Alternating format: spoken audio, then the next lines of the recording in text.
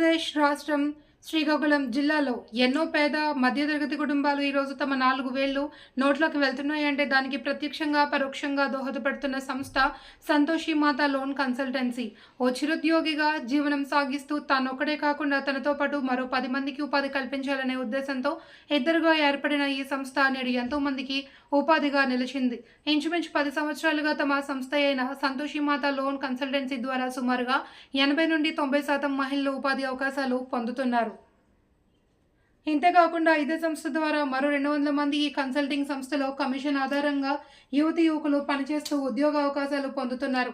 తమ సంస్థకు రావాల్సిన లోన్స్ విషయంలో కూడా తప్పుడు సందేశాలు ఇవ్వడమే కాకుండా ప్రజలు, బ్యాంక్ సిబ్బంది, కస్టమర్లు తమపై పెట్టుకున్న నమ్మకాన్ని చెడగొట్టడానికి విశ్వ ప్రయత్నాలు చేస్తున్నట్టు మాకు తెలుస్తున్నాయి. కస్టమర్స్కు మాపై ఉన్న నమ్మకాన్ని ఎవరూ పోగొట్టలేరని సంస్థ ఎండీ అయిన జామి శ్రీనివాస్ తెలిపారు.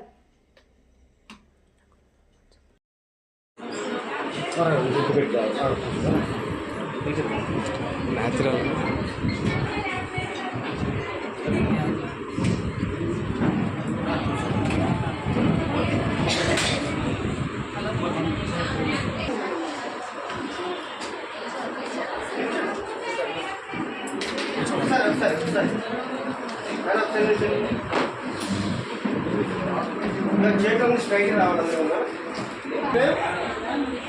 ఇదే చేయ ముందుకు ఎంత ఓకే